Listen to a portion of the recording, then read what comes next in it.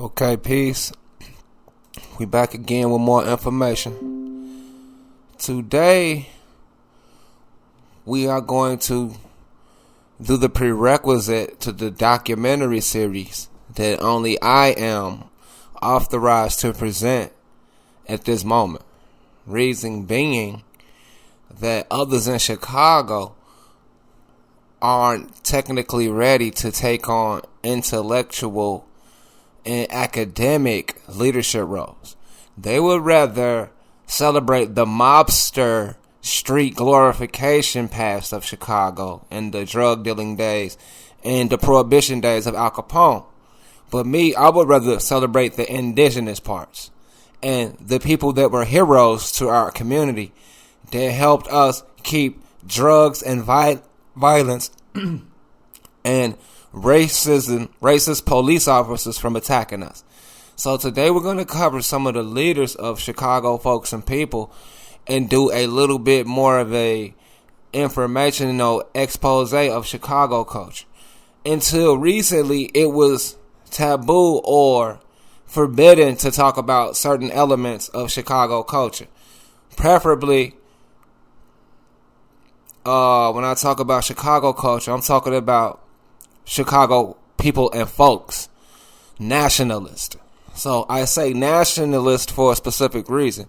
Because according to news propaganda agencies such as ABC, NBC, and CBS, led by self-admitted CIA and COINTEL agents, to bring propaganda into the communities of the indigenous America, falsely called Negro, blacks, colors, African Americans, mulattoes, and coloreds.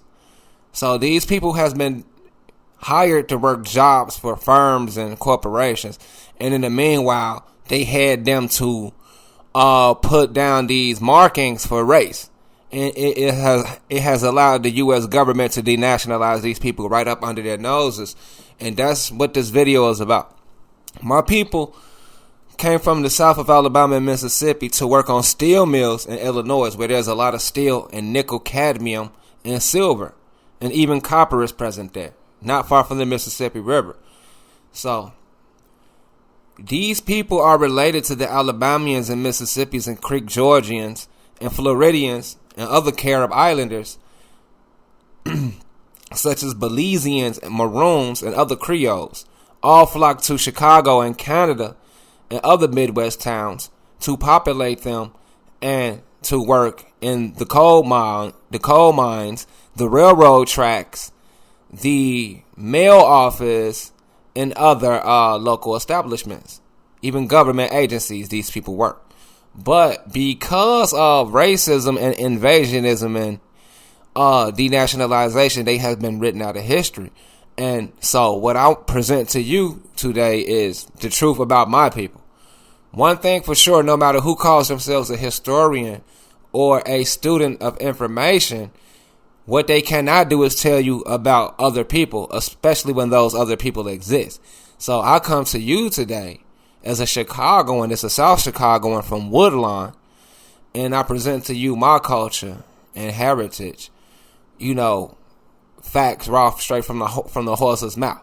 So what I'm telling you today is, you know, they call you whatever they want to call us: black thugs, gangsters, criminals, hoodlums, Africans, African Americans. I'm telling you that's all false. And my whole mission is to paint a broader picture about who we really are. The efforts that we accumulated to make ourselves great in Chicago and all around America. That means I'm going to be showing you more than just what happened in the Great Lakes region with Chicago people and their heritage. I'm going to be showing you what Chicago people did on the west coast of California, down in the South, in Canada, in South America, and in Africa. We have done some very great things in Chicago that people are not telling you about. And when I get through with the Chicago Folks and People Nation series, you're going to find out how great Chicago really is and how they were swept up under the rug when it comes to history and American heritage.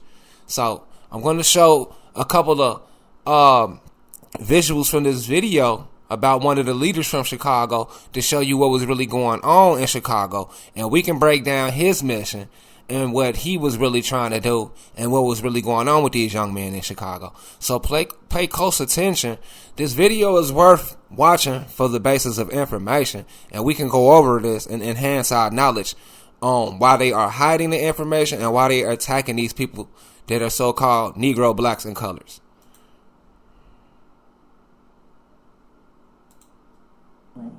I never knew him to be a violent man. He was engaged in the attempt to perform terrorist activities against the United States for money. He'll always be the leader of the people. If ever there's a person going to hell, Jeff is one of them. Enigmatic, charismatic leader of a closed society. Jeff Fort, Angel of Fear, is a Channel 5 News documentary reported by Carol Marine. This is the story of Jeff Fort, of what he was and what he's come to be. But it's also the story of a Chicago community called Woodlawn and what happened to that community when it tried to combat the street gangs that were literally tearing it apart. A lot of things have changed in 20 years, but to this day there remains a passionate argument over whether things could have turned out differently. A fierce debate over whether Jeff Fort or Woodlawn could have been saved. Today, Jeff Fort is 41 years old. At this moment, he lives in a maximum security cell in the basement of Cook County Jail, where he awaits trial for the murder of a drug dealer. But Jeff Fort's criminal history begins when he was just a kid.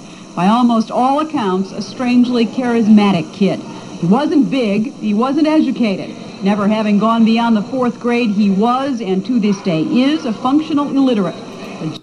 You see this disrespectful, weak, easily penetrable by ultraviolet light devil called the man a functioning illiterate. Now, how could he be a functioning illiterate if he was running an organization legally to keep his people from being assaulted by white supremacists at this time? Because need I remind you, no matter what they telling you on their news, whatever you accept, as a Chicagoan, I'm telling you what we was going through. We was getting attacked by white supremacy. They would pay to destroy our property so the property value would go down. They were jealous of our neighborhoods. To this day, we have historic neighborhoods where there are affluent so-called Negro people living with Negro societies. And they have been under attack, and I've witnessed it with my own eyes, and have been a victim to police brutality on many occasions. No matter what they say about gangs attacking each other, I promise you, the congressmen, local aldermen, and police was putting these gangs against each other because crime pays. Now, I just stopped the video so you won't go to believing these weak melanin deprived invaders when they call our people illiterates. This man knew about the Circle 7 Holy Quran and read it fluently. And he understood what his nationality was and what his birthright was. And he knew what he was up against with these European cops and these other invader foreigners. Jeff Fort could do something his associates could not. Not only could he lead, he could endure. But in the beginning, he was just one of a number of leaders of a number of street gangs engaged in a war over turf. Jeff Fort's turf was Blackstone Avenue and 65th Street, where he grew up. And Jeff Fort's gang called themselves the Hold on, what was that? You see the pyramid, the black capstone. These so-called comedic hoteps, in New York, they like to talk about the capstone on the pyramid. So what I want you to know is this young brother was able to get permission to do this from Mecca. They did not just erect this organization, off some, reading some ancient Egyptian books like Sarah Suit Seti now and black conscious power in New York. They was getting straight connects. This leader actually is in a maximum facility prison because he supposedly was in cahoots with Muammar Gaddafi of Libya and supposed to attack a U.S. infrastructure. I don't know if it's true. It could be a setup. But I know for a fact that the El Rukans was connected to the real Meccans. And as you see, the pyramid capstone is the Blackstone.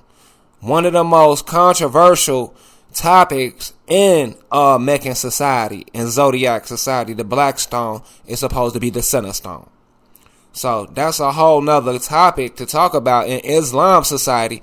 But of course, we cannot talk about it right now today because a lot of people is against Islam. They don't know about Moorish culture in Islam. They are being taught to hate it. And that's why I'm doing these videos showing you what we do in Chicago and how we came up. So can't nobody talk for us. Like Sarah Suit and Seti and Black Power and them, they can't sit up there and tell me nothing about Black Peace Stone. They can tell me something about Africa, but this organization right here in Chicago and Woodlawn where I grew up at, they can't tell you nothing about that. So I am the one who is more capable of telling you about this, and that is going to be my job so you can get a clear conception of it and we can move forward from all the lies. This organization is an indigenous American organization, and it is based on human rights to make sure we don't get harassed by the immigrants and the settlers who've been harassing everybody on earth. And I'm going to continue to play some more of the video so we can continue to break it down. Blackstone Avenue and 65th Street, where he grew up, and Jeff Fort's gang called themselves the Blackstone Rangers. When I first encountered them, they were a group of very young kids, maybe 16, 17 years old of leadership. They were involved in violence with the disciples. The East Side Disciples and the Blackstone Rangers were the principal combatants. It was an insane time. Absolutely insane time. Father Tracy O'Sullivan was a newly ordained parish priest in the 60s. It was a very violent situation. I mean, shooting and stabbings going on continually in that community. Charles LaPaglia was a social worker at the First Presbyterian Church in Woodlawn. A guy would get shot and somebody would say, well, he's an East Side disciple. And if you ask the disciples who did it, they might say it was so-and-so. So basically, they put the East Side Disciples against this Muslim organization. These disciples was a bunch of illiterate kids, broke up kids who the police put on to harass organization who had Juma. See, the Blackstones had Juma. That means every Friday they had prayer service similar to the Islam people. So it was mandatory. You could not claim to be a Blackstone if you didn't go to Juma. It was mandatory. So they had religious services and other services. They were religious based and nationalized based. And the East Side Disciples was put on by cops like this, dirty cops who had to break up these groups. All their job is break up these groups to keep them from being independent in Chicago. Because you got to understand who runs Chicago. I don't have to say their names. You can research it. Just research Rahm Emanuel and Barack Obama. These types of agents is sent in to break up black civilization or Negro Moor civilization. They're not hired to do nothing else. If they do anything else when they get hired, they will be taken out real quick. His job is to do the same thing. Who's a Blackstone Ranger? Commander Edward Buckney of the Chicago Police Department was a captain at the time.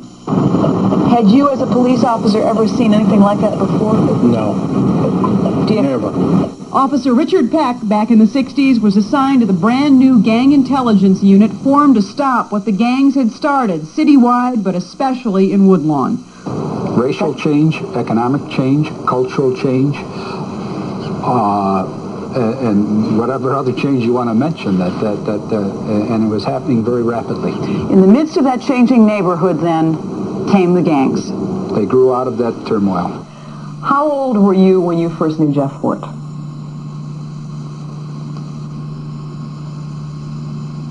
About 17. And he was how old? About 16. And the way you met was how? Well, we used to fight each other. Kenny Morrow was a high-ranking member of the Egyptian Cobras. We fought against each other for 4 The Egyptian Cobras led to the Mickey Cobras, led by Mickey Cogwell. All these people was high-ranking members of this society. They knew who they was.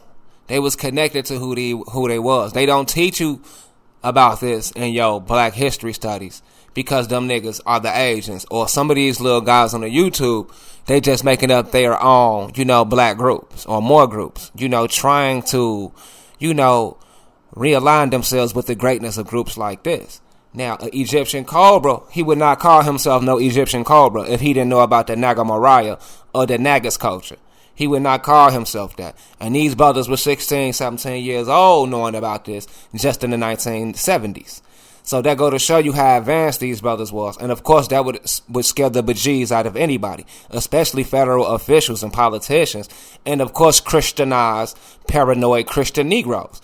You got a paranoid Christian Negro praying to Jesus, and you got a young 17-year-old talking about he an Egyptian cobra. In their mind, this brother is a young demon and a criminal. So they have to do something fast before he become 35, 40 years old and he become a major general, Egyptian cobra. So you see they intervene and got the hating on these brothers. And as you can see, we've been lined up with our historical essence. So let's keep scrolling through this and find out some more information about these Blackstone. Years. But the Egyptian Cobras couldn't beat the Blackstone Rangers, and if you couldn't beat them, in order to survive, you had to join. Ultimately, 21 gangs would join under the umbrella of the Blackstone Rangers. There would be a ruling council called the Main 21 and a new gang name, the Black Keystone Nation. Some said the P stood for power. That nation was 4,000 strong. There were some struggles over... It was not stood for power. She's an agent. You know she's an agent. I don't have to tell you she's an agent. It stands for peace. And we all know what peace means. It's Islam. So, like I told you, they went through the Meccans, just like Drew Ali went through the Meccans to get permission to teach Islam over here on the shores of America. The right way. So, we have black peace. P-E-A-C-E. Not power. It was never about no power. You have to understand that this is a devil who was getting paid cash money to read a script. She don't give a damn about no black stones. She is only getting paid. So I'm telling you from the horse's mouth that it was peace. Just like Islam means peace. And that's what they was bringing. They were angels. Their leader was the angel. He was a Moorish angel sent from Allah to help his neighborhood.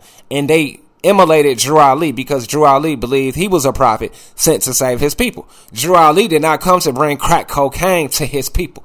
These are the type of people in Chicago, angelic people. So you have been misinformed about what's going on in Chicago. We are under attack. Our civilization is under attack. Our culture is under attack. Our women and children is under attack. You are helping them. You know you are helping them. And I am here to expose you. They are already exposed, but of course they need puppeteers and automatons, automatic brain-dead robots to carry out their orders. Of course they need you, and you carry them out to a T, and you go against us. You love to go against us. No matter what we say, no matter what I post, you love to go against it. But you know what you don't go against? The people who pay you. Because all they got to do is pay you, and you're going to go against us. And that's what make you a part of them. And that's why we don't trust you. So to those who want to fight the feeling and the addiction of power, you know, come on home to peace. And let's move on with this video. For leadership, but in the end, Jeff Fort would emerge as the man in charge. Social worker Charles LaPaglia. It's hard to do. I guess the overwhelming impression I have of Jeff Fort was that he was a very intelligent person, very insightful. Police commander... Very intelligent, very insightful. Let's see what the paid informant cop got to say. Edward Buckney. Our impression of Jeff back in the early days was that he was pretty much a pipsqueak, a sneak. Father Tracy O'Sullivan. So he underestimated him, but the Europeans have a whole different notion of this brother. They have a whole different observation of this young brother. While the cop, he don't even know why he probing this brother. Like, he ain't nothing but a nobody. But this young brother got all this powerful information. So you see how we just shit on each other. You know, because the cop, he just want to gain favor with the European. He don't even know why the Europeans is probing this young brother. You know, they can be looking for the new Messiah. You know, they searching tribe for tribe who gonna be the new power leader for our people. You know, they have an intent and a purpose for why they here probing Jeff Fort. The cop is just working a job. So he looking at another nigga. So according to these people with these jobs, these Negroes, we just other niggas to them. All the while, the European is making sure we don't grow into greatness. Sullivan.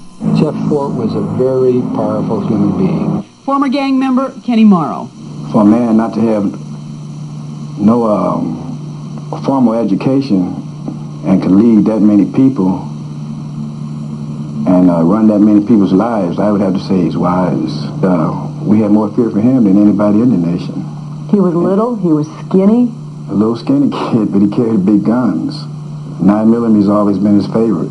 In the late 60s, we ain't gonna see all that shit. There were somewhere between 70 and 80 people killed. in some cases, okay, they want to keep showing dead bodies and stuff. You know, they want to say that. You know, they want to say folks killing. I don't got time for all that. Warfare is warfare anywhere. You know, skirmishes is skirmishes anywhere.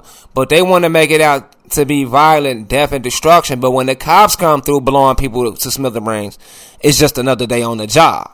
So I don't want to hear that part of the video. And that's real.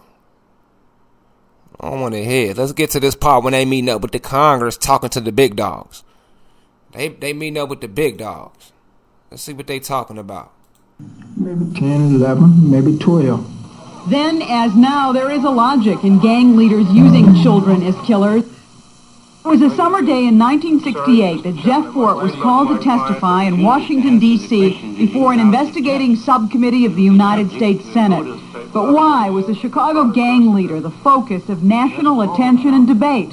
To answer that question, one has to go back to Woodlawn. Bishop Arthur Brazier. We were desperate. We were trying to do something about a situation that was literally destroying this community. The shooting, the killing, the turf war. Man, this fucking bitch. Hating ass European.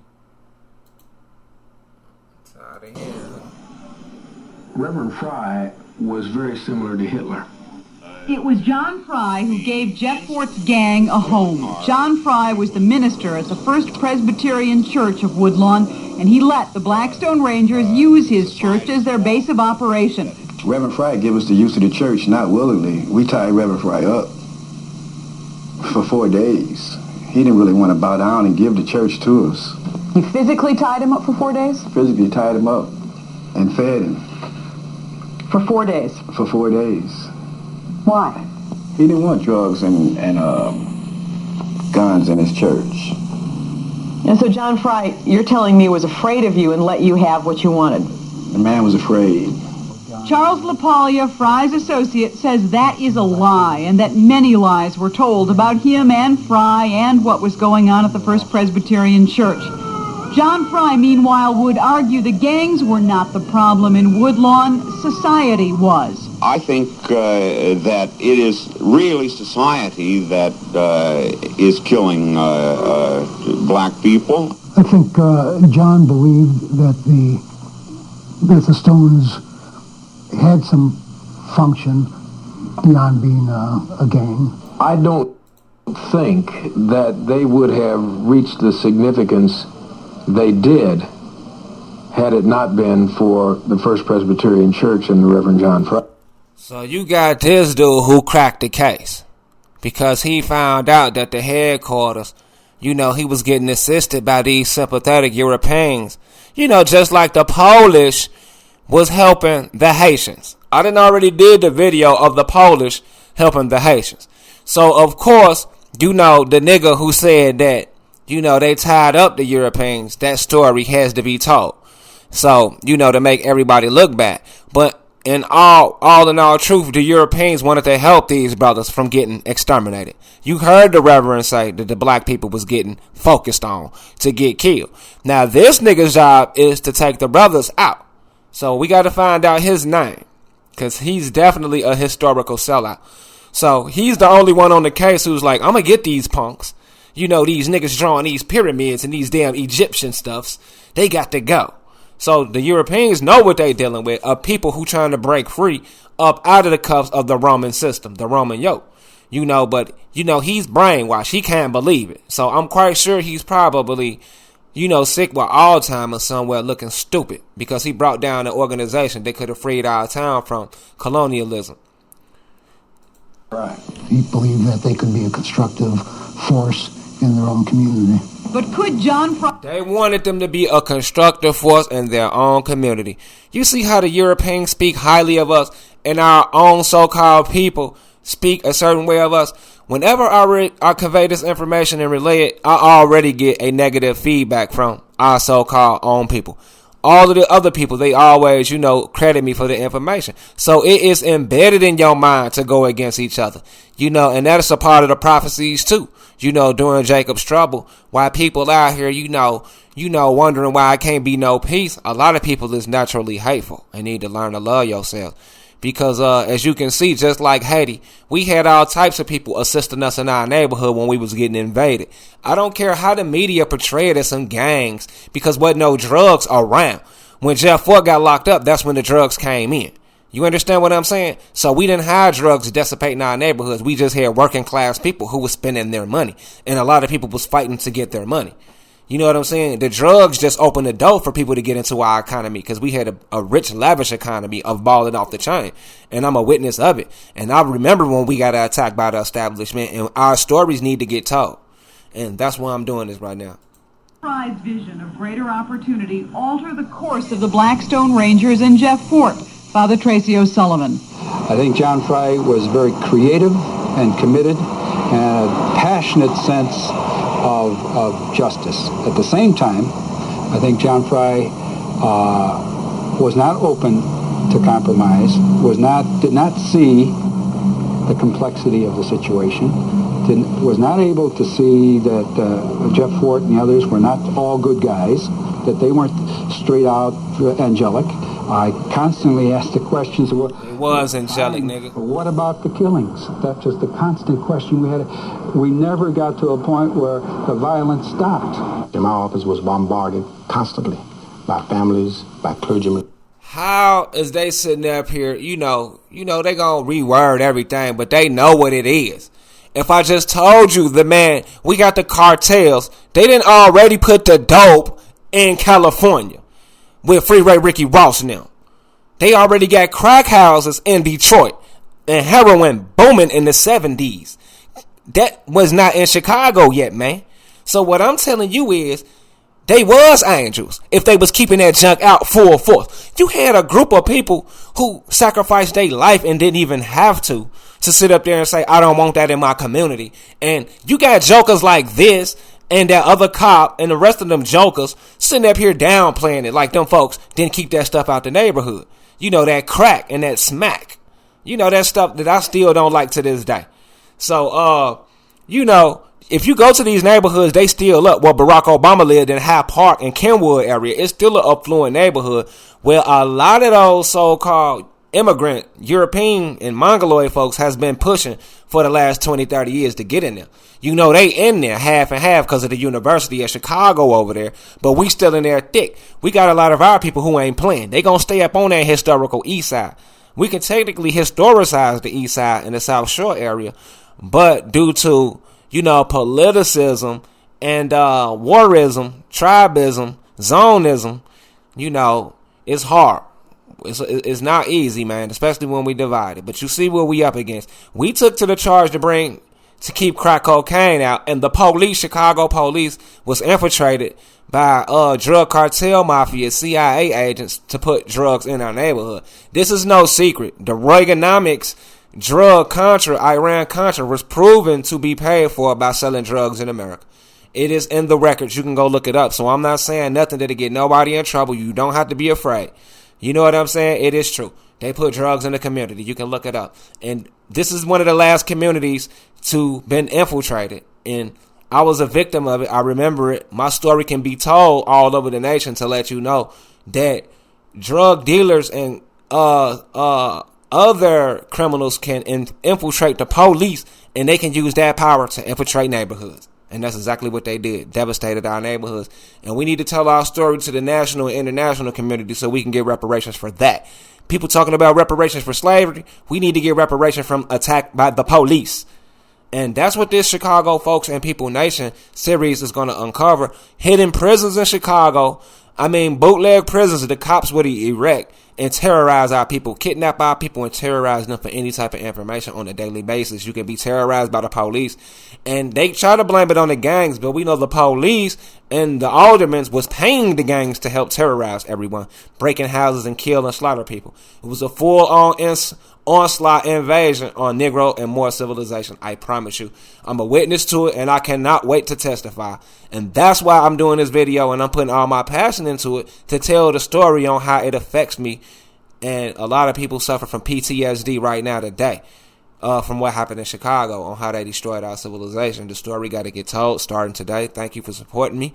And I hope that you enjoy this video. Like, share, and subscribe, and tell the story about Chicago Folk and People Nation on how they invaded us and continue to exploit us right now to today. Asking us what was TWO going to do about the gang problem. Every effort to break up these... My great-grandfather was an alderman in Woodlawn, and we helped start the Woodlawn organization.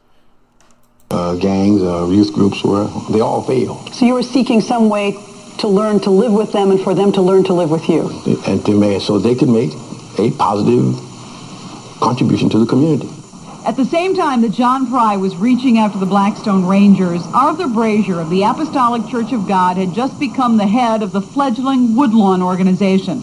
Brazier's contribution was to get, despite the objections of Mayor Richard J. Daley, a federal grant worth $1 million. The idea was to use the money to teach both the Blackstone Rangers and the Eastside Disciples job skills, and to use the leadership of those gangs to help run the program, to try to channel that leadership into constructive avenues. Where they can be a benefit to the community. So the government went on here to put some money into the community so they can, develop themselves instead of all of this so-called fighting. So the Eastside Disciples, just like any other country, military tactic they use, or the Aborigines, especially with Islam into their foundation, they hire these little groups to invade and harass them so the cops can intervene. So at this point of intervention, the Disciples and the Stones can't get along. So, the intervention is finna come. So this is the infiltration part when they can get close to the leaders, which was a deadly mistake by these people of letting somebody intervene who they don't know who the hell these people is. We make niggas know who he is by the time we get to Chicago. Now, the dude that I'm covering today is going to be none other than Jeff Fort, also go by the name of Abdul Malik Kabah. Now, a little bit about Jeff Fort. He is the co-founder of the Black Peace Stones gang and also the founder of the El Rukin faction of the Black Peace Stone gang. He's currently serving 155 years in prison, 80 years he was sentenced to after being convicted of conspiracy and weapons charges in 1987 for plotting to commit attacks inside the U.S. in exchange for weapons and $2.5 million from Libya. He got a 75-year sentence for ordering. So what had happened was the government contacted members of his organization and made this offer over the telephone. And they accepted, not knowing that they was talking to the U.S. government. They never talked to no Muammar Gaddafi. He was just used as a pawn because Muammar Gaddafi is a pawn his goddamn self. So they fell for the bait, and that fell on the leadership of the Stones and put them under the Terrorist Act. And that's why most gangs in Chicago or organizations has been put under the Terrorist Act. And if you claim affiliation to the gang aspect, they put you under the Gang Terrorist Act. So this serious up there. So they treat every case sensitive, to distinguish who is about the terroristic part of destroying U.S. Infrastructure and those who just simply gangbanging. But this case brought national attention to the potential of Chicagoans and how they interact on a daily basis when it comes to being politically oppressed. And this is just one of the leaders, and there's a lot of lies about him. We know firsthand what white supremacy is, and I'm not afraid to talk about it in Chicago. Martin Luther King them was sugarfooting. Malcolm X and them was sugarfooting. I don't know why them niggas was scared because they was, they dead any goddamn way. But I'm not scared because I know exactly what white supremacy is. If you need some sources on white supremacy, we got it firsthand in Chicago. We got our own stories. We will never forget the clashes with these people and how much they hated us in Chicago. We ain't never going to forgive them. But we going to stay strong until they gone. You know what I'm saying?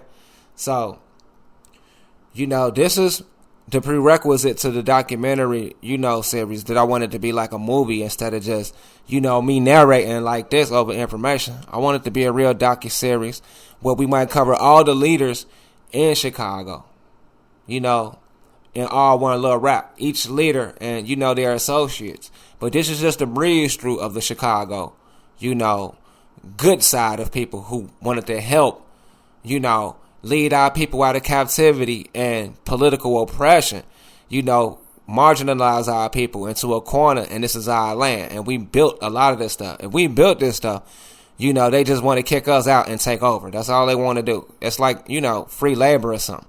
Treating us like idiots, and enough is enough. And we got representation. From then, right around 1959, Fort and Harrison teamed together, and they formed the Blackstone Rangers gang, and that went. He keeps saying gang, and I'm gonna have to get up with him about that, and I'm not Blackstone, but I know Will. I'm definitely Will as a Moorish American, because it's the same or similar. But as people, we can't align ourselves with no criminal activity. So I'm just giving you, a briefing on how they was attacking the character, doing an assassination of the character of this particular organization in the 80s. Political activism, the gang, bit about the Almighty. I don't know if it's about the time to form a political organization. Therefore, even of course Nixon is going to want to align with that, but we can get on out of here, and I can go on and close this video out and touch down on another day. This is just so what Spanish olive are we talking about? This is just the breakdown of many more videos. This is just gonna lead to more videos. So I know it's sad to, see information like this of them taking the leaders down. The real big dogs. You know what I'm saying? I know it's sad. So what we gonna do is not mourn on this video and be sad. We just gonna make more videos and be informed. We don't have to be sad that brother is locked up. We can unify and get him out of jail. You know what I'm saying? Because I'm a witness that, they can't hit him for selling no crack or no heroin, so they just made up some charges of murder. When they sent the East Side disciples to invade their territory, and some of the disciples died, they agents, they gonna pin the murders on them. And then they couldn't pin the murders on them. What they went on ahead and did was said that he was a terrorist with Muammar Gaddafi in Libya. So they had to put anything on him. And there's other interviews I probably can show with the CIA agents, telling that he didn't bring crack into the neighborhood and that he was, they really framed him. In so many ways, the CIA admit they framed him. It's a video on that. And I need to, I'm going to produce that when I do the documentary series to show you. Because, as I, move up in the ranks and this channel grows, of course, I'm going to reveal my identity and tell my personal story. I want everybody to know I got arrested by the CIA when I was a young little kid. Just like Jeff Fort and them got arrested and harassed by the CIA. Yet, I wasn't even doing nothing. I wasn't even you feel me, out being bad, like busting heads. I had never hurt nobody, killed nobody, probably barely stole at the time. I was a little, running around doing what young dudes do. But at the same time, I wasn't, involved in no criminal activity, with the gangs.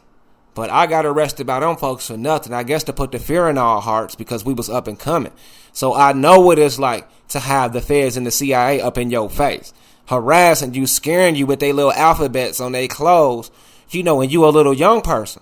They scaring you, but, they scared a lot of people and a lot of people threw their life away. And I survived, brothers and sisters. And I'm going to tell the story about them. I'm going to tell the story about the Latin Kings, the Blackstone, the Vice Lords, the Four Corner Hustlers, the GDs, BDs. I'm going to tell the story about all of it. The whole Chicago shebang, video for video, my perspective, even if we got to go out and get books. We going out and get more books about the Chicago people and where they come from and how they are a confederated society of Negroes from Asia, Negroes from the Bahamas, the Caribbean, Mexico, South America, Africa, Europe, Negroes from all over the world. It's just like any other high society. But in your mind, you might think that Negroes or Moors are not capable of high society. You might think, oh, they can only get a job somewhere and work for the white man. They can't have big industries and build cars and boats and railroads on their own, which is a lie. These people build railroads and all types of infrastructure for their own society, and they need to get credit for it. Starting with Chicago in your community too. I'm sure you have a story up in your community about Chicago and your grandparents, and what they brought. Because these my grandfolk, and they both are from Mississippi and Alabama. Neither one of them is from Africa. And from their mouths, they never was from Africa. I didn't, my grandmama told me otherwise. God rest her soul. Rest in peace. One of my uncles. To the right. And we gonna go ahead and expose how they put the crack in the neighborhood and they use certain organizations to attack each other. You got the Folks Nation, who not all bad. Not all of the gangster disciples is bad. And I'm gonna do an exclusive story and live interviews on this organization. I'm gonna do that myself because I'm committed to the charge to tell the truth about the Chicago people and folk. So I'm going to do a lot of, I'm going to let some people talk on this and some old people in their 60s and 70s talk about that. Because, they was put against Jeff Fort and they don't even know why. And they, they just had to fight back then and it was just happening and it's still happening today. And they become a powerful nation too. They just not a gangster disciple gang. They represent Growth and Development Organization, which is a registered incorporated organization. And they are part of the Folks Nation. You understand? So the Gangster Disciples and Folks Nation. You have the Folks Nation, and this is one aspect of like the corporate side of like people who would like the Teamsters. Let's look up Teamsters Union. Teamsters Union. So you have Teamsters North America's strongest union, the International Brotherhood of Teamsters. So this is like some European stuff. And they have a man named James P. Hoffa. So James P. Hoffa would be the leader of the Teamsters. So he's not a bad guy because the white media would never let their guys be painted out to be bad. You understand what I'm saying? Jimmy Hoffa. So the Teamsters, and you have the gangsters. The gangster disciples had their own brotherhood and understanding. Do you understand what I'm saying? But the media says we are in competition for the jobs in corporate America in Chicago, South Side, North Side, downtown, South Shore, North Shore. You have the gangster, you have the Teamsters. The winners of being able to tell the story in the media were the Teamsters. So their leader was killed. His name is Jimmy Hoffa. And as you can see, a lot of the gangsters was locked up and labeled as drug dealers and thugs and criminals. So the Europeans was out here killing people too, hanging people, murdering women and children, raping women and beating up kids, children, but they didn't get the bad credit like the so-called gangsters did. So that's a whole nother story that I'm going to go over when I do the gangster series. Today is this Blackstone. As a matter of fact, I take that back since this is the prerequisite to the documentary series about Chicago people and folks. I'm just going to go over as many as I can till I get tired, no matter how long the video is, because this is the most important aspect of my journalism and information broadcast. So you see the pyramid and you see the 7 as the Moors use. Let's use circle 7. Let's go to circle 7. Circle 7.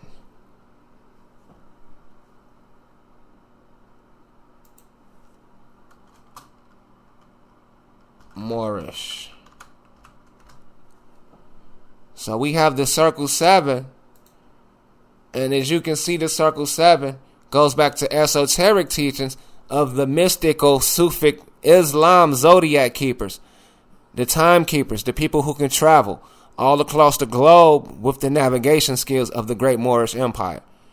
And these people were very great people. And as you can see, this 17-year-old leader in Chicago, Jeff Fort, one of the founding leaders of such an organization was able to take these signs and symbols and incorporate them to his people's nation of the Blackstone 21 pyramid. So there's 21 bricks in the pyramid, the 21 stones and the capstone. And this is 21 in one organization. And they use their own literature with the 5-point star of the Moroccan Empire. This is in Chicago, and this is why we say be careful to follow the Aborigines and others that speak ill about Moors and Islam, because you can't speak for us. You don't know us. We know our history. We not are forced, but we are advised to read up on our heritage. You know what I'm saying? You know, we are advised to stay on top of our literature, and a lot of our literature come in the form of Arabic. Some of our literature come in the form of Latin. Do you understand? So we do a lot of reading, we do a lot of searching, and on different aspects than what you are told. So as you can see, the Chicago police will sit up there and leave a bait truck full of sneakers in a black neighborhood. Did Jeff Fort do that to the people? Did Jeff Fort put some Nikes in the neighborhood so the children can get locked up? Why would the police play with the children like this in Chicago? As you know, as a victim of police brutality on several occasions in Chicago, I'm a witness to tell you that they are a gang by themselves. Now, if you see the Chicago police, they have the Indian headdress, recognizing the ship pulling up. The ships is pulling up, and you have the white Indian. So this is an invasion. We have the Chicago police with the white Indian, about to start killing the Negroes. So it's okay to call them white supremacists, because we call them white supremacists every day in Chicago to their face. So if they don't get mad, you shouldn't get mad. Because it's not a day that we let them rest without telling them that they're not white supremacists. We don't play with Europeans in Chicago. You play with them wherever you at. You let them smile and chuckle in your face, but not me. Because I know what they did to my people. Because the Chippewa, the Winnebago, the Illinois is supposed to be brown skin, copper people, olive hue people. Very disrespectful, Chicago police. So we're going to get that brown. We're going to go, when I get back up to Chicago in about a few weeks, we're going to petition to make that brown. We're going to make that Indian brown. And we're going to try to get Jeff Fort out of prison, because they, always letting their criminals out.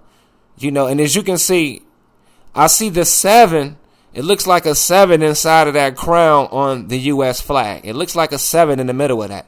So they're taking the signs and symbols of our forefathers and Indian figurines, putting it on their patches, knowing that they're here to kill the Indians. So that's another story that I can start doing a series on Chicago police brutality.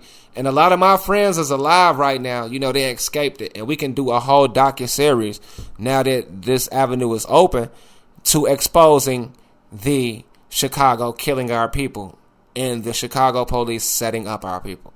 They need to get told on. We have the R. Kelly Me Too movement. So we need to have the Me Too movement of telling on the corrupt police and the corrupt officials. And we're going to have a database on all the ones that was locked up. It has been many police locked up for killing people and hurting people and harming people. It has been many politicians locked up for illegal activities. So we're going to build a database to inform the people of these people. So if you meet them in public, you would know you're dealing with a crook. Because they're always telling on us, it's time to tell on them. So we have the People Nation. And inside of the Blackstone 21 stone pyramid with the capstone is 21 organizations just within that. So if we look at the Spanish cobras, the Spanish cross is a Latin, but it's not white Latin. Nowadays, people's skin may be lighter, but it was always the brown looking Latin. The Cholos are a Central American people.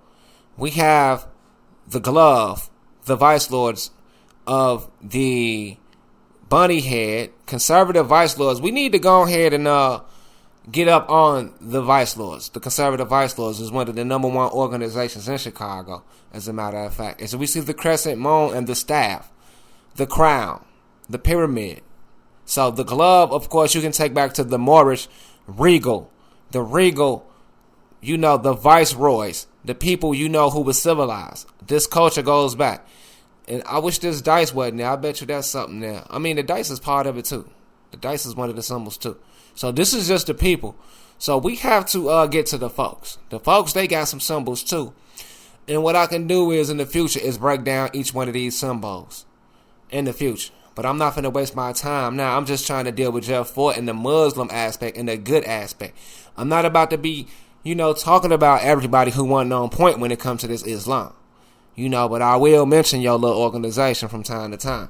So we got the Folk Nation, who was on the forefront of a lot of stuff in America. And the GDs, if you ever heard of the GDs. But there's so many little groups inside of that, you will get confused. So we have to explain their story properly. We're not going to mistell their story. So, the Chicago folks and people, we tie ourselves to a Marine people who was on the ships. And as you can see, this is ancient, thousands of years ago. These people is ancient, and they was big time, so they been on the high seas bringing civilization. So we tie ourselves to them, not to the story they tell y'all. So when we show you stuff like this, we expect you to believe us. Now, I don't care what you can find in Africa. I don't care what you can find in Asia. What I'm telling you is we were superhuman back then. We can do anything. We can go anywhere. So you can't pinpoint us to one place. We not going to dread no river like this up out the Gulf, but don't live in this area. This is ours. We built it. It's ours. So, we doing a rundown on Chicago, folk. So, this is the latest of the disciples by themselves. One little aspect that grew into large numbers. Not the East Side disciples. Don't get it twisted. This is the Saint disciples and gangster disciples. This is what formed into the gangster disciples. And the East Side disciples that was fighting Jeff Fort, other disciples might have had skirmishes with stones, but the East Side disciples is a particular people. Don't get that twisted. Like, these people right here is different than Larry Hoover. He got his own story he need to tell. His own people need to tell their story about Larry Hoover. But this is G-Bop. And they grew up on St. Lawrence in Chicago. That was the Gaylords on the west side, the Saints over there, but they was the Saint disciples on the west side. So they have this story of John Baptiste du Sable. You see Shannon Sharp look like the Aborigine. You see the Australoid, Negroid, and the Melanchroic. As you can see the Melanchroic brother from Malay, Asia, and you see the one from America looking like Shannon Sharp, Aborigine. So this is why we doing this for the folks and people, because we want to align ourselves with indigenous rights. We don't want to align ourselves with no black and colors and Negro stuff. That's for the birds. Because you see my grandmother, man, I dream about her every day. What a beautiful woman. And the women in my family look alike her. We got to check, we got to keep this generation going. We got to keep our family going through the future. My grandfather, man. What they did for Chicago was monumental. We'll never forget these people. A lot of people will never forget them. Good people. We love Chicago. And we losing. Not only Chicago, we losing. I ain't saying we lost. But we losing. And we don't like that. We like greatness, people. All throughout the country. We like greatness. And they done hit us with the African and the black and denationalized us. And took us away from, love, truth, peace, freedom, and justice. And the principles, that direct us positively, to stay away from the lower stuff and the lower self activities. So, we Chi-towned out, man. And this little aspect of the video is just the introductory on the culture of Chicago. And we're going to expose a lot of trickery, presented to y'all by a lot of goofballs, when it comes to Chi-Town. Especially the Southside Woodlawn. Okay, so let's get to the vice lords. Let's say conservative vice lords. Conservative. I hope to have enough time to cover the Mickey Cobras. what I might do is cover the folks. I'm going to do a part 2 of the folks. That's what I'm going to do. I'm not going to worry about the folks today, the folks nation. We'll just do the people. We'll just do the people. Okay, and we use their symbolism. Top hat, shelter, carrying strum, glove, purity, champagne glass, conservative, 5-point star, love, peace, freedom, justice, and truth. They just reworded it. The same principles as the Blackstones. Allah watch over us. Knowledge all around. People east, people west. Half moons. So this is the symbolism of people that's been around for like 100 years. You know, who fought in the military, who travel overseas, been to the temples, been in Islam. They had a choice to be in many religions and many organizations, and they chose to start their own organizations. You know, they chose to start their own nations, and they use the symbolism that they choose to use. So you can question them and ask them why they use the symbolism. Don't question me. But on top of that, they knew what they was doing. So we have a list of just the vice lord nation. This is not the people nation. This is to give you an idea of how deep these people is and why they so hated, and because they so creative with their divisions, with their military divisions. So these people, you can just imagine why the government and other racist white supremacies hate these people, because they can basically become their own powerhouses overnight. This is just the vice lord, and as you can see, the Blackstones had 21 different nations in one. So these is powerful empires ready to take over, man. Right in Chicago, not in Ohio and New York and Virginia, in just Chicago. So imagine when these people spread out the effect that they have on civilization, and you know nothing about it, because I'm sure you don't know what a unknown vice lord is: a maniac, four-corner hustler, an unknown traveler vice lord, a conservative vice lord, an insane vice lord, four-corner hustler, and traveler vice lord. On MTV, it's a lot of this stuff I don't know. So these other little groups that came out through the years, and I can tell you that these people was not no broke ass niggas. These wasn't no broke ass niggas throughout the years, man. I'm gonna let you know that they been making moves the way they make moves. You know, and a lot of these organizations was really about science, intelligence, and enhancing the mentality of its people. So you would never really get on the inside and know these people because, of course, of secrecy. You know, dealing with the government trying to invade them and then, you know, and bring them down. They're not going to really tell you everything about themselves, and you ain't going to really know everything. How they keep their neighborhoods clean and work together. You're not going to know that aspect of these people. You know, they're going to only, you know, tell you what they want to tell you. So what I can tell you is, as being in the people nation, is a Moorish American, that it was always about race pride. I can tell you that. It was about race pride. You know, it was about race pride and protection for the communities, because we was always deep, no matter what. Even if we didn't get along, we was deep in Chicago and America. And they found a way to put us against each other successfully. I can tell you that. And the Vice Lord story need to get told, but I need to tell it in a way where it don't make them look like, you know, some gangbanging savages. I need to tell it in a way where, you know, these people was trying to take care of themselves, and whoever was in their way, they protected themselves, because they're going to tell you about the murders and the killings.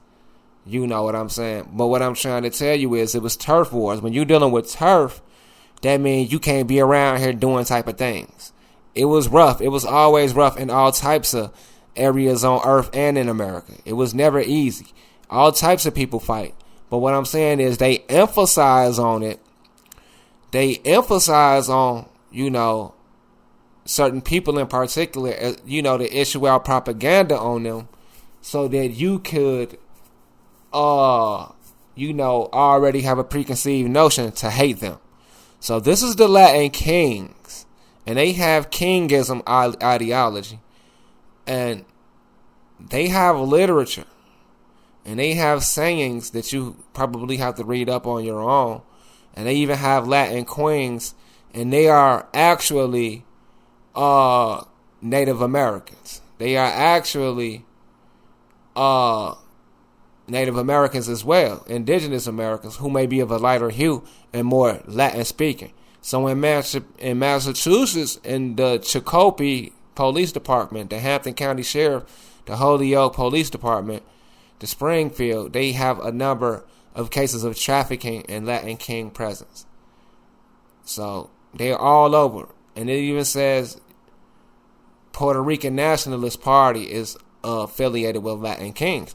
So we have politicians and other organizations influenced by these people. So these are not just everyday street people. These are actually nationalists in the streets.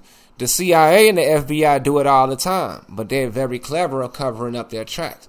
So when white supremacy is in the streets, you barely hear about them because they control the media. But this is the evidence they compiled against certain organizations and nationalists in Chicago when they did their database on them, and they just simply called them gangs and not telling the truth that it is Americans of all sorts. Latin Kings do not just have the Mexican looking type, the Puerto Rican looking type. They have the Negro type. You need to know that. And all throughout New York, Chicago, Cali, Latin Kings is known, well known in Chicago, and they never really was playing. So they are almighty lords as well. They are almighty, and we have the gold and black, like the Four Corner Hustlers and the Vice Lords. So these people were kingly people like the Incas down in South America, and this is remnants of it. The reason why it's remnants of it is because of the cocaine trade. Latin people have always been a part of the cocaine trade since time immemorial, and they make sure it gets up here for the low. It will get up in America for the low because of the Latin people. And it is illegal through her prohibition and federal laws. And just because somebody is having a job or, having a political job, that don't mean that they won't sell some dope. And they form these organizations, all throughout the United States. You know what I mean? And sometimes they fund organizations, you know what I'm saying, to have something to fall back on in the future. But all the time, and what I'm trying to explain is they are national people. They are real people like you and I who might be working for the local government. And you might shake their hand thinking they're a politician, but they have other ambitions behind your back. Ambitions like this, like Latin Kings. I can't think of the Attorney General of Illinois, but I think she was a Latina, and I'm willing to bet that she was a part of the Latin Kings organization. It's nowhere around it in Chicago. But the federal government, they paint them as gangs. But in the Middle East, they will probably say leaders, Arabic leaders. You understand what I'm saying? They wouldn't say Arabic gangs. So they should say Latin leaders or Latin kings or vice lords. They should respect these people, but the government want to prove that you are minorities so they can dictate over you. So they would never call you a king. They will never call you a lord. You understand? The European will never call you a lord. They will never call you a lord. It's not going to happen. They're going to call you a gang and a little minority in the African American. And what I'm doing in this series is to reverse the syndrome of you actually believing the European. So I can give two fucks what the European brought to civilization. He can't name me. He can't judge me. You know what I'm saying? So if he name me and judge me, of course I'm going to name him and judge him. You understand what I'm saying? Where we going with this? So I'm reversing the curse and the spell that they put in the bad tag on these people. The almighty vice lord nations and the people in folk nations of Chicago. So we have the United States government who was involved with drug dealing. Let's look it up. Let's look up CIA involved with drug dealing. See, I don't have to really just come up with a particular case. They just gonna sit up there and tell you right now they have been accused of involvement in drug trafficking. Books and investigations on the subject that have received general notice includes work by historian Alfred McCoy, professor and diplomat Peter Dale Scott. So we got people like this, Gary Webb. I think he got killed. Michael C. Ruppert, he was a musician and a Los Angeles police department member. They wrote books about how the CIA went up there to Nicaragua, Panama, Venezuela, and got cocaine and brought it to the black neighborhoods. And right here it says poppy opium poppy. See, this is a plant for heroin. So we got the CIA bringing in the cocaine. And it says it right here, Central Intelligence of the United States of America. But you will sit up there and look at the vice lords as drug dealers, even though they incorporated like the rest of them. See, it say incorporated, so they legally and lawfully. See, in your mind, they got $275,000 grant from the Rockefeller Leaders Foundation. So these are some Jews. So we have the Jews playing both sides. They got a nigga thinking that they finna take care of themselves, but what they done did was took the money from the Jews and didn't do what they wanted them to do. So the Jews got mad. See, I'm exposing something. The Rockefeller Foundation. Let's find out who these people is. Okay. Rockefeller family. Come on, let's get back. I think that says something about some oil. What that say? Come on, let's get back right here. It's a private foundation based off 425th Avenue, New York City. The foundation was started by Standard Oil owner John D. Rockefeller. So he owns oil. That means he rich. So he can get $250,000 up back then easily. Now the Rockefeller Foundation is a private foundation based off 425th. And I already read that. So let's get down here to the facts. London School of Hygiene, Public Medicine, Eugenics funding of various eugenics programs. So, it's all types of stuff going on. So I'm sure Bobby Gore, he took that money and he knew he was taking the money from some Jews, but, he wasn't going to probably carry out the missions that the Jews paid him for, or he probably did. And if we find out that Bobby Gore and them took this money, from these Europeans, we is going to go ahead and take them down. We're going to take Bobby Gore down and the leaders of the vice lords if we find out if they took the money to kill Chicago people in assassinations. We're going to find out all this information in due time, and I don't give a damn, nigga, because I made it to my 30s. I didn't die when I was young. And, we need to talk about this type of stuff, So now that we know the federal government gave the Blackstones $1 million, so the East Side Disciples and the Blackstones could, do job training and learn how to develop their neighborhoods. We see John D. Rockefeller went on ahead and wrote the check. Okay? He wrote the check. Now, we have John Rockefeller and we have the Rothschilds. Now, these ain't no little bitty people. Let's find out who the Rothschilds is. Rothschild. So they is in the center of Chicago, of Chicago life. And as you see, they try to make themselves look Negro. They probably taking the injections. They got a little brown tint. Okay, they do look a little European. To me, I take that back. They do look like how they supposed to look. They try to look swarthy. Because they know Jews are supposed to look swarthy. So Meyer Amschel Rothschild from 1744 to 1812. So these is German Europeans who claim to have Negro Jewish blood.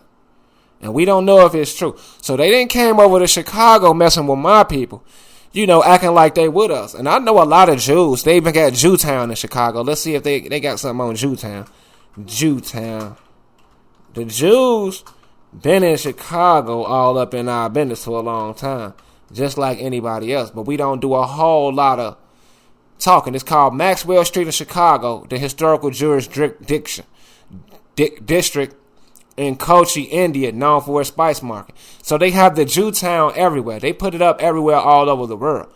Now, let's see. Let's get a good look at it.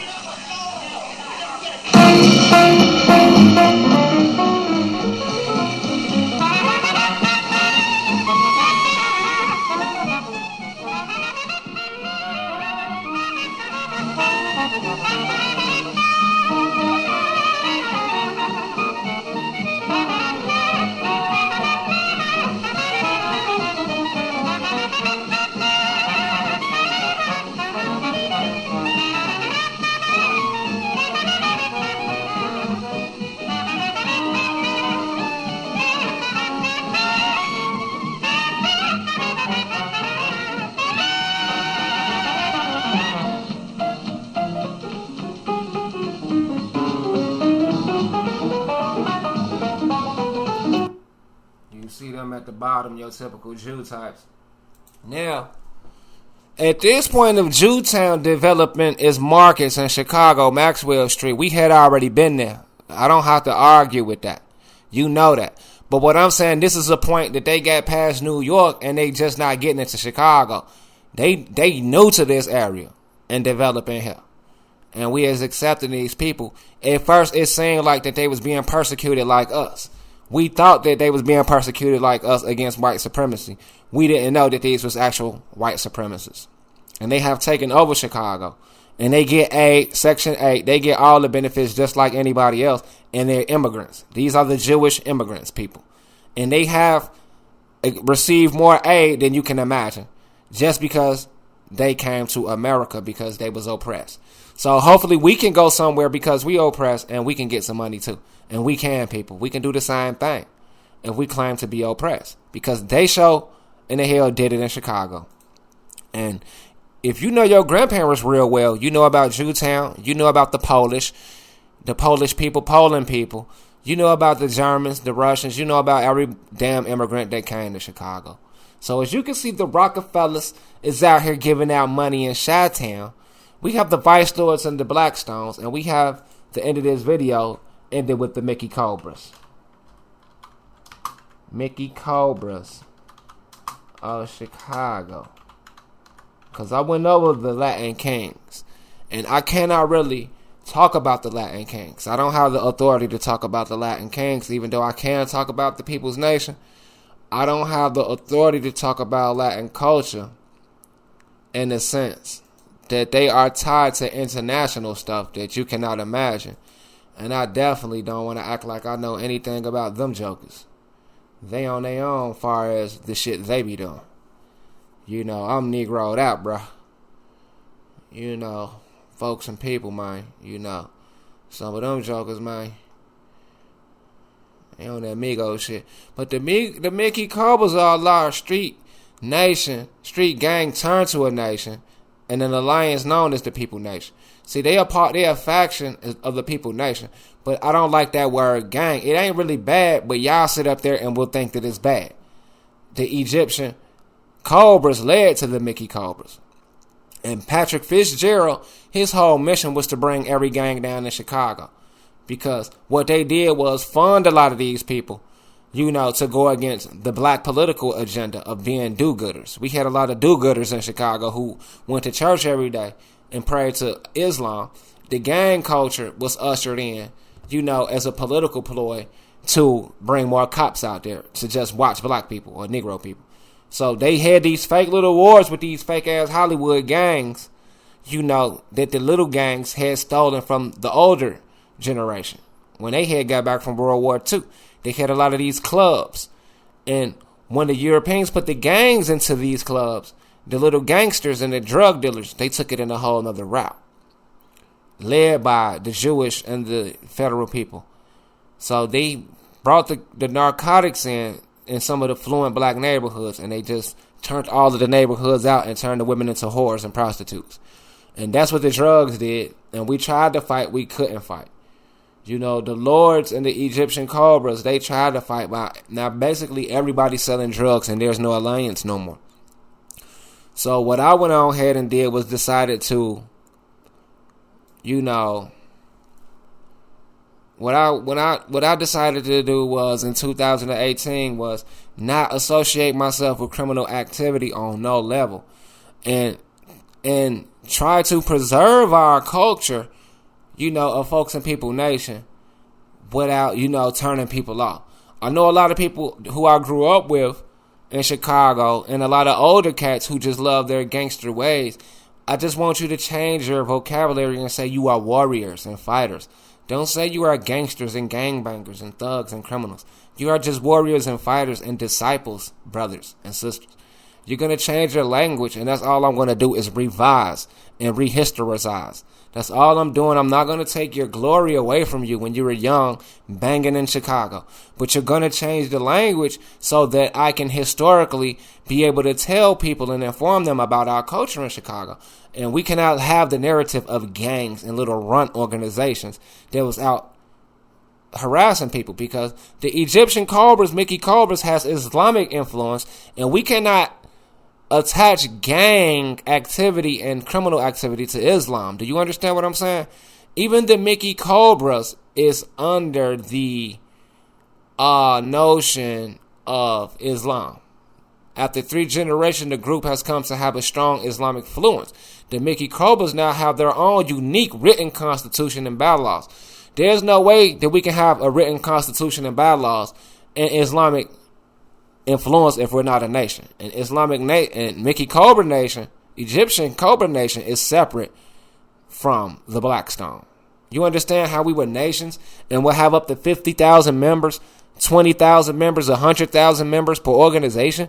These are nations within nations who tried to register to be nation and was met with resistance by white supremacy and the U.S. federal government. All over the world this is happening, because as you can see, they call these people ethnicity African American.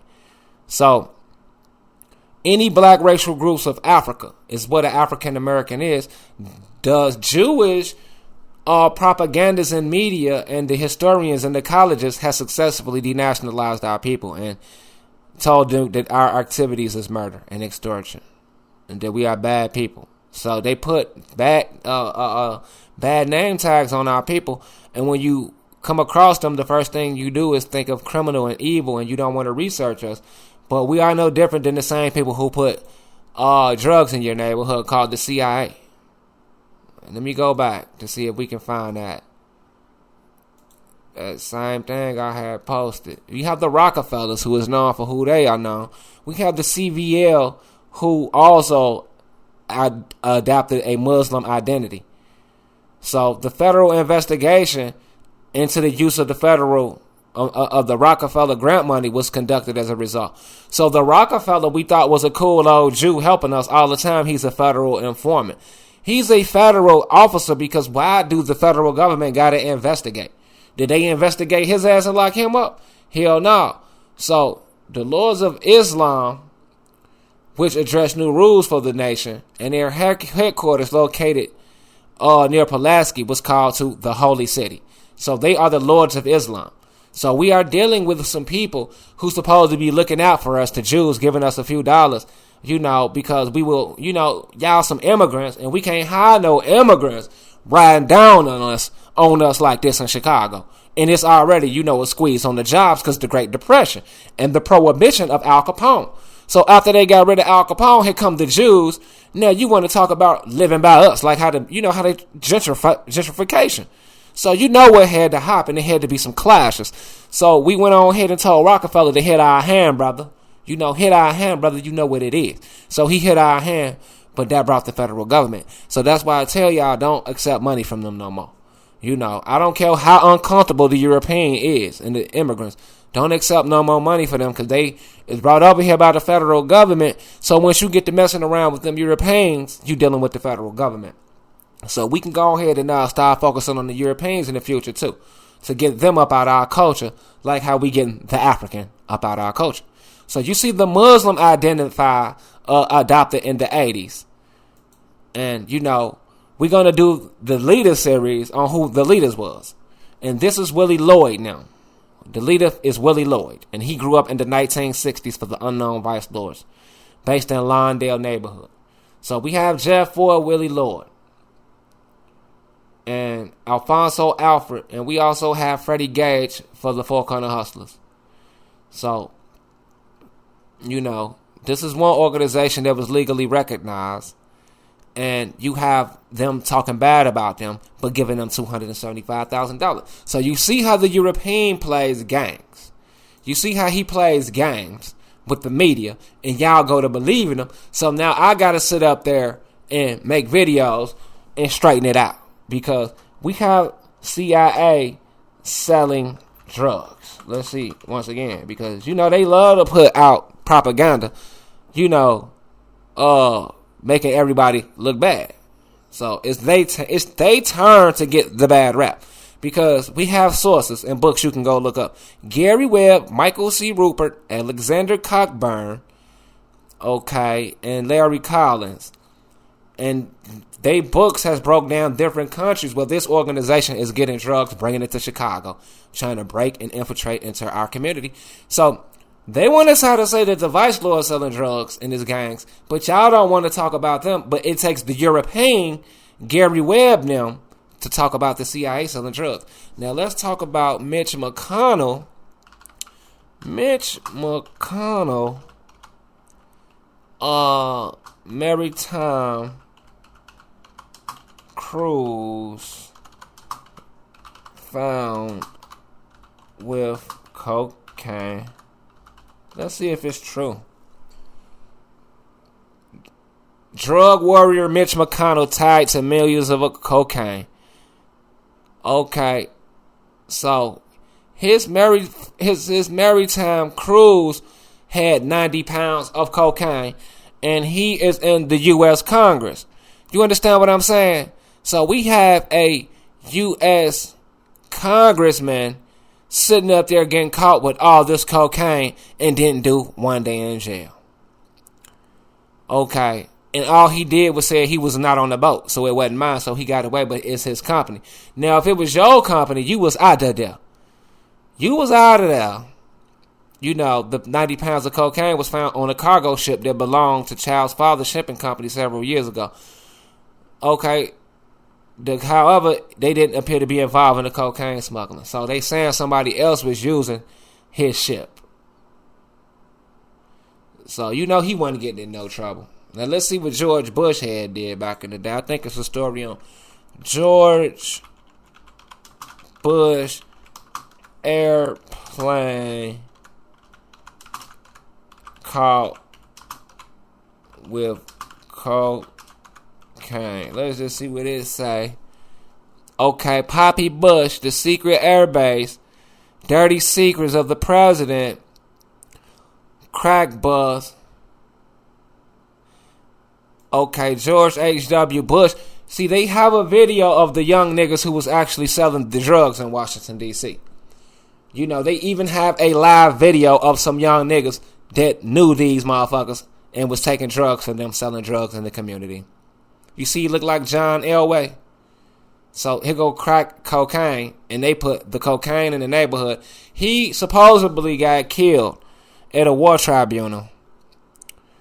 Okay. He got killed. He didn't actually die. They went on to kill him. And we have more information that it was a murderous cover-up of them supposedly caught selling dope in other countries, George Bush. You can read this and you can read it on your own, but I'm not really getting up on the U.S. politicians right now. I don't play with them. I don't play games with them because they wimpy. You know, they use their power to destroy lives. And what y'all want to do is blame it all on the gangs. Of course, you're going to blame it on the gangs, but I just went on here and showed you my heart. You know, I showed you my heart, and I told on the source. And when I was 16, I was arrested by the CIA. And this is Chicago folks and people culture in the end of this video. And I hope you appreciate it because I laid it all on the line talking about stuff that the people of Chicago don't normally want you talking about. The folks and the people don't want you talking about this, but I have to talk about this because we have been successfully invaded by the Jews, immigrants, and the other immigrants, and they have destroyed our culture. You see these buildings we built with our hands? You know, I ain't saying we built every building out here, but we built a lot of them. They successfully tricked it up out of us.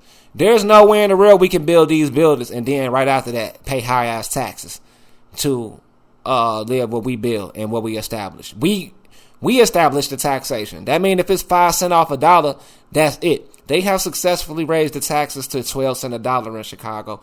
And cigarettes even cost $15 a pack. And gas stay $3 a gallon. Milk stay $2.50 a gallon. We don't need you. We don't need you. Blow the bullhorn. I'm a Chicagoan. I'm a Chicago native. And I'm an indigenous American. And I'm also a Moorish nationalist. In respect to my ancestors. Keeping their mission alive to represent the highest principles known to man, love, truth, peace, freedom, and justice.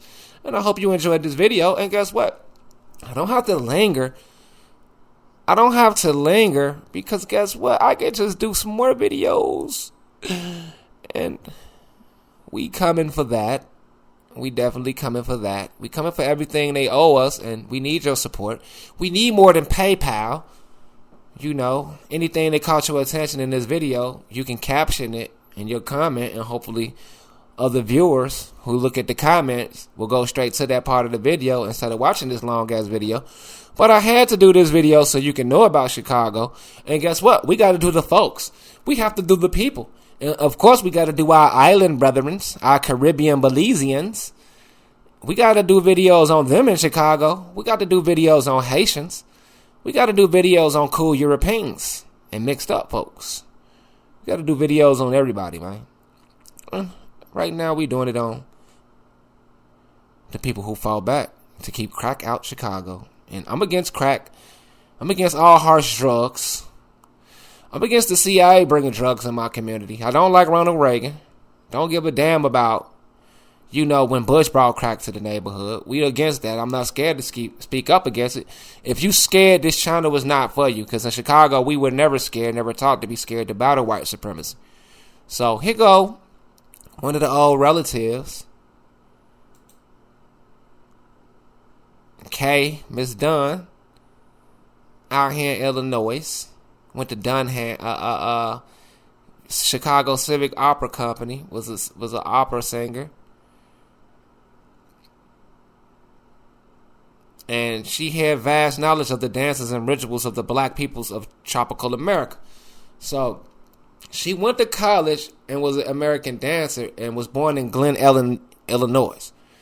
So she was a free woman because there was never no slavery in Illinois. And on top of that, she studied in the rituals of black peoples of tropical America. So we had a difference from Africa, and people like this knew it in Chicago. And this people like this we have to protect. And we have to tell their stories because they put in the work. And we got to go off their account, and we're not going to learn about their account if we listen to other people outside of Chicago.